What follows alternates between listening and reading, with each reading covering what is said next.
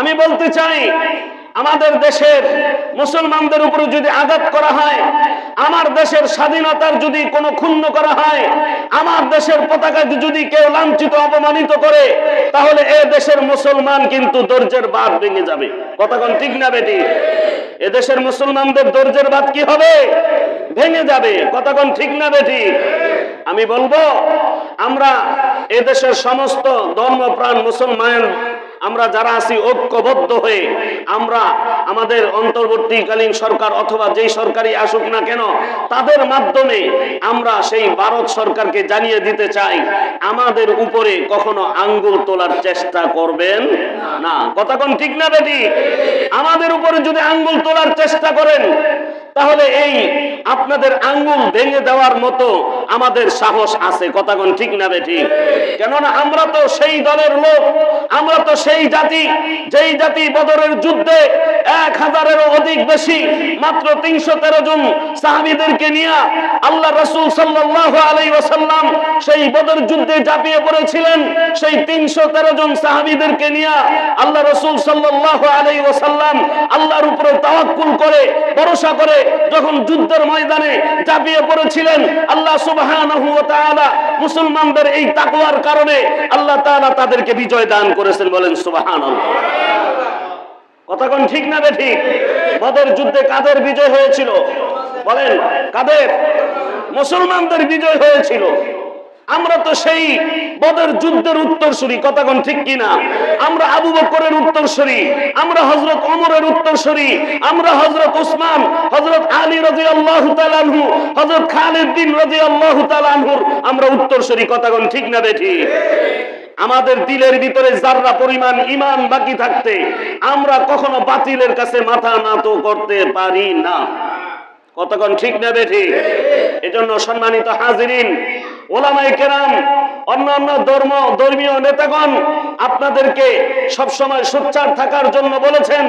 আপনারা জানেন আমাদের মুসলমানদের সাথে সেই ভারতীয় আগ্রাসনের সাথে আপনারা জানেন একটি যুদ্ধ সংগঠিত হবে, যেই যুদ্ধের ব্যাপারে আল্লাহ রাসূল সাল্লাল্লাহু আলাইহি ওয়াসাল্লাম ভবিষ্যৎবাণী করে গিয়েছিলেন, গাজওয়াতুল হিন্দ। ওই গাজওয়াতুল হিন্দ হবে ঈমানের পরীক্ষা। ওই গাজওয়াতুল হিন্দ হবে মুসলমান আর বেঈমানদের মধ্যে পার্থক্য। কথা কোন ঠিক না বেঠিক? যে দলের অন্তর্ভুক্ত হবে সেই দলের সাথে থাকবে। আল্লাহ রাসূল হাদিস শরীফের মধ্যে বলেছেন, মান তাশাব্বাহা বিকওমিন ফাহুয়া মিনহুম।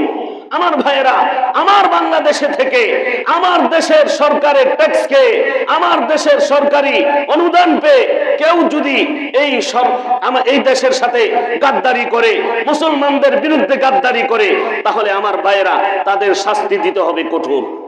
তাদের শাস্তি দিতে হবে কি? কঠোর। আমার ভাইয়েরা, আপনারা জানেন আইনজীবীকে হত্যা করেছে, অতএব হত্যার বদলি হত্যা। হত্যার বদলি কি ভাই বলেন? হত্যা। যাকে তারা হত্যা করেছে তাদেরকে ফাঁসি দেওয়া হোক। তাদেরকে কি দেওয়া হোক? ফাঁসি দেওয়া হোক। এটাই আমরা কামনা করি।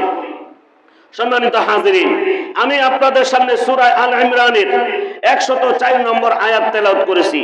আল্লাহ সুবহানাহু ওয়া তাআলা এই আয়াতের ভিতরে আল্লাহর প্রতি যারা ঈমান এনেছে, আল্লাহকে যারা বিশ্বাস করেছে, আল্লাহ তাআলা তাদেরকে ডাক দিয়ে বলেন, ইয়া আইয়ুহাল্লাযীনা আমানুত্তাকুল্লাহ, ও ঈমানদারগণ, তোমরা আমি আল্লাহ তাআলার প্রতি যেই বিশ্বাস এনেছ, এই বিশ্বাস আনার পর তোমাদের আরেকটি তোমাদেরকে গুণ অর্জন করা লাগবে।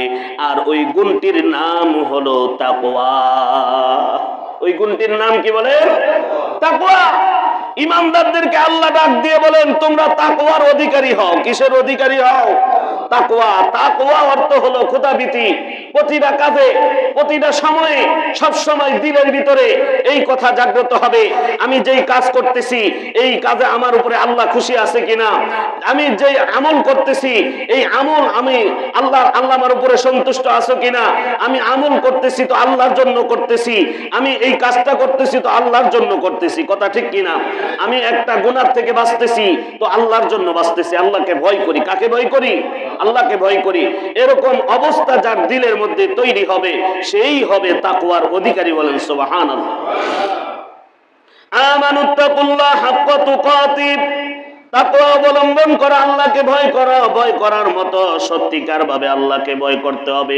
শুধু মুখে মুখে আল্লাহকে ভয় করলে হবে না, কাজে কর্মে পরিণত করে দেখাইতে হবে যে হ্যাঁ আমি সত্যিকার ভাবে আল্লাহকে ভয় করি। আল্লাহ সুবহানাহু ওয়া তাআলা সামনের আয়াতে বলেন, ওয়ালা তামুতুন্না ইল্লা ওয়া আনতুম মুসলিমুন। তবে আরেকটি কথা তোমাদেরকে স্মরণ করিয়ে দেই, সাবধান সাবধান, যেহেতু আমি আল্লাহকে বিশ্বাস করেছো, তাকওয়া অবলম্বন করেছো, এই অবস্থায় থাকো যেন তোমার মৃত্যুটা মুসলমান অবস্থায় হয়। কি অবস্থায় হয়? কেউ যদি তাকওয়া অবলম্বন করে, আল্লাহর ভয় দিলে রাখে, তাহলে সে মুসলমান অবস্থায় মরতে পারবে। কি অবস্থায় বলেন? মুসলমান অবস্থায়। আমরা মুসলমান অবস্থায় মরতে চাই কি চাই না? মুসলমান অবস্থায় যদি আমরা মরতে চাই, তাহলে আমাদেরকে আল্লাহকে ভয় করতেই হবে, ভয় না করার কোনো উপায় নাই। আল্লাহ সুবহানাহু ওয়া তাআলা পরবর্তী আয়াতে বলেন, ওয়াতাসিমু বিহাবলিল্লাহি জামিআন ওয়া লা তাফাররাকু। আল্লাহ তাআলার রশিকে তোমরা শক্তভাবে আঁকড়িয়ে ধরে রাখো। আল্লাহ তাআলার রশিকে তোমরা কিভাবে ধরে রাখো? শক্তভাবে ধরে রাখো। আমার ভাইয়েরা, অনেক সময় দেখবেন মানুষ যখন কোনো চলন্ত নৌকা অথবা জাহাজ থেকে পড়ে যায়, তাহলে আপনি যদি ওই পড়া ব্যক্তিটাকে নৌকায় উঠাইতে চান, জাহাজে উঠাইতে চান, তাহলে আপনার জাহাজে বা নৌকায় যদি কোনো রশি থাকে বা অন্য কোনো আসবাব থাকে, আপনি যদি নিচে ফালাইয়া দেন, আর ওই ব্যক্তিরা যদি ওই রশিটাকে শক্তভাবে ধরে রাখে, তাহলে কিন্তু সে নৌকায় ওঠার সম্ভাবনা আছে। ঠিক কিনা বলেন? আর যদি সে রশি ছেড়ে দেয়, তাহলে স্রোতের সাথে সে ভেসে যাবে।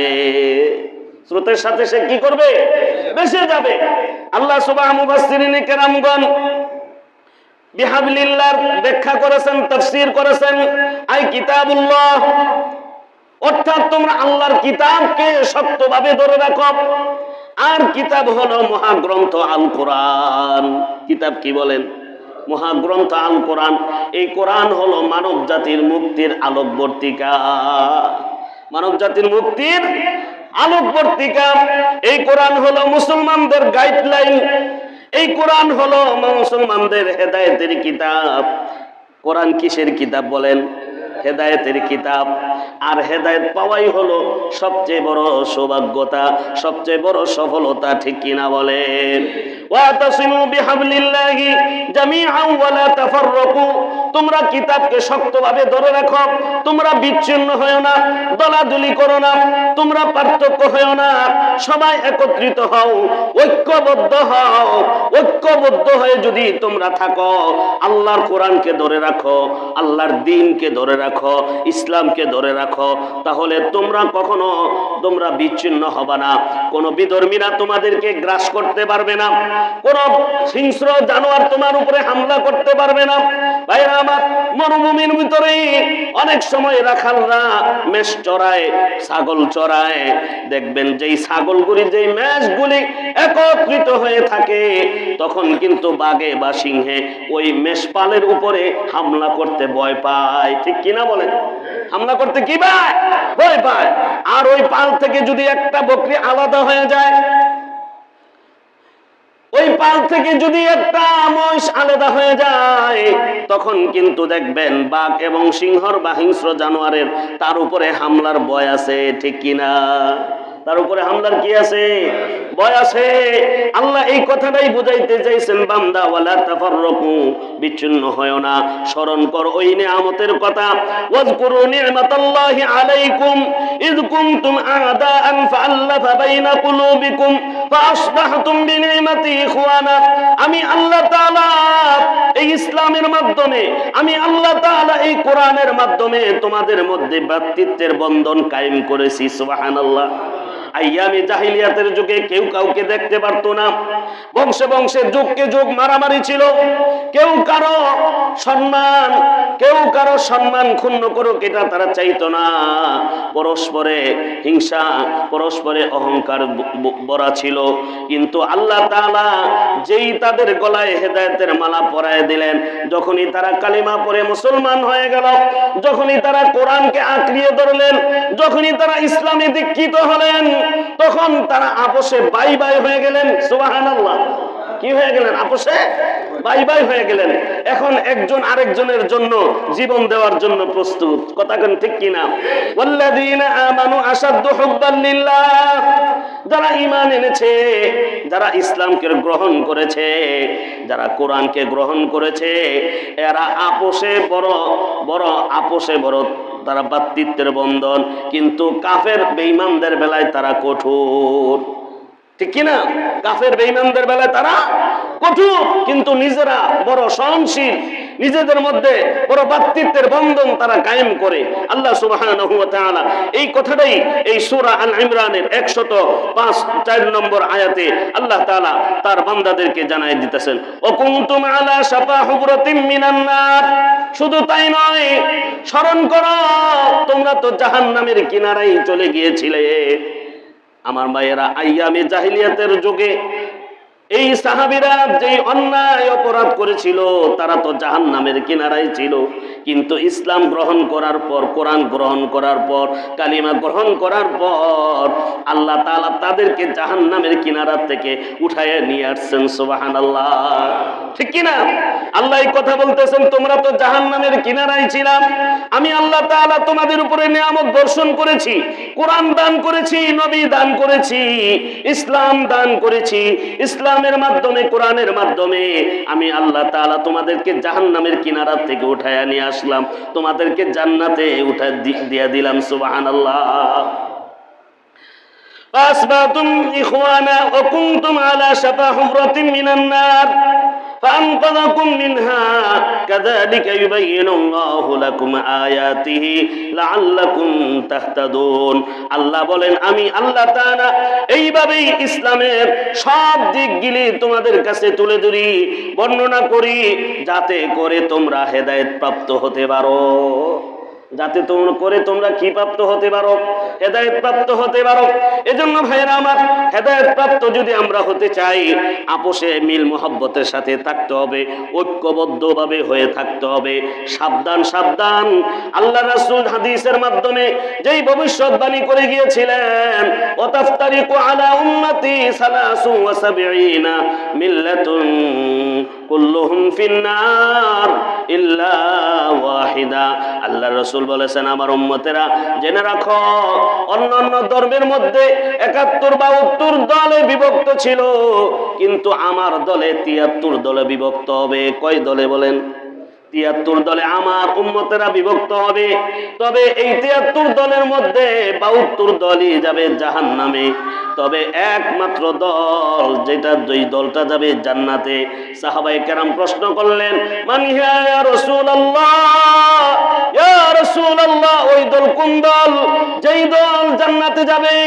আল্লাহ রাসূল সাল্লাল্লাহু আলাইহি ওয়াসাল্লাম ব্যাখ্যা করে বুঝাই দিলেন, মা আনা আলাইহি ওয়া সাহাবী, ও আমার সাহাবীরা শোনো, আমি নবীর কাজের মতো কাজ, আমি নবীর ঘুমের মতো ঘুম, আমি নবীর নামাজের মতো নামাজ, আমি নবীর ব্যবসার মতো ব্যবসা, আমি নবীর রাজনীতির মতো রাজনীতি যারা করবে, আমি নবীর ব্যবসার মতো ব্যবসা যারা করবে, আমি নবীর ইবাদতের মতো ইবাদত যারা করবে, এই দলটাই হবে জান্নাতি দল। আইহিয়াল জামা, আহলুস সুন্নাত ওয়াল জামাতের অনুসারী যারা হয়ে থাকবে, আল্লাহ রাসূল এই দলটাকে জান্নাতি ঘোষণা করেছেন। সুবহানাল্লাহ। আর এক হাদিসের মধ্যে আল্লাহ রাসূল বলেছেন, আল কুফরু মিল্লাতুন ওয়াহিদা। দুনিয়াতে যারা আল্লাহকে মানে না, আল্লাহকে বিশ্বাস করে না, এরকম বহুদল আছে না নাই? বৌদ্ধ, খ্রিস্টান, ইহুদি, এরকম ভাবে আরো অন্যান্য যত ধর্মের লোকেরা আছে, আল্লাহকে বিশ্বাস যারা করে না, কিন্তু এরা দেখবেন যদিও তাদের ধর্ম ভিন্ন, কিন্তু কুফরির বেলায় তখন তারা এক হয়ে যায়। নাউজুবিল্লাহ। কুফরির বেলায় তখন তারা কি হয়ে যায়? এক হয়ে যায়। ইসলামকে শেষ করার ক্ষেত্রে তারা এক হয়ে যায়। মুসলমানকে নিধন করার জন্য, মুসলমানদেরকে ধ্বংস করার জন্য তখন তারা এক হয়ে যায়। আর আমরা যারা আল্লাহকে বিশ্বাস করি, আমরা কিন্তু এক হইতে পারি না। ঠিক কিনা বলেন? আমরা এক হইতে পারি না। আমাদের মধ্যে বিভেদ, আমাদের মধ্যে মতানৈক্য, আমাদের মধ্যে পার্থক্য। অথচ আল্লাহ কি বলেছেন সূরা আল ইমরানে, ওয়া তাসিমু বিহাবলিল্লাহ, আল্লাহর কোরআনকে সবাই একত্রিতভাবে আঁকড়িয়ে ধরে রাখো, বিচ্ছিন্ন হইও না। আল্লাহ বিচ্ছিন্ন হইতে নিষেধ করেছেন, একত্রিত হয়ে থাকতে করেছেন। কেননা একত্রিত হয়ে থাকলে তখন একটা শক্তি আলাদা থাকে। কথা কোন ঠিক না বেটি? এজন্য ভাইয়েরা আমার, ঐক্যবদ্ধ হয়ে থাকতে হবে, একত্রিত হয়ে থাকতে হবে। কোরআন এবং হাদিস অনুযায়ী আমাদেরকে চলতে হবে। আল্লাহর মহব্বত দিলে থাকতে হবে, আল্লাহর ভয় অন্তরে থাকতে হবে। তাহলে হবে আমি তাকওয়া, আমি মুত্তাকি। আর এই মুত্তাকিদের জন্যই আল্লাহ জান্নাত বানাইছে।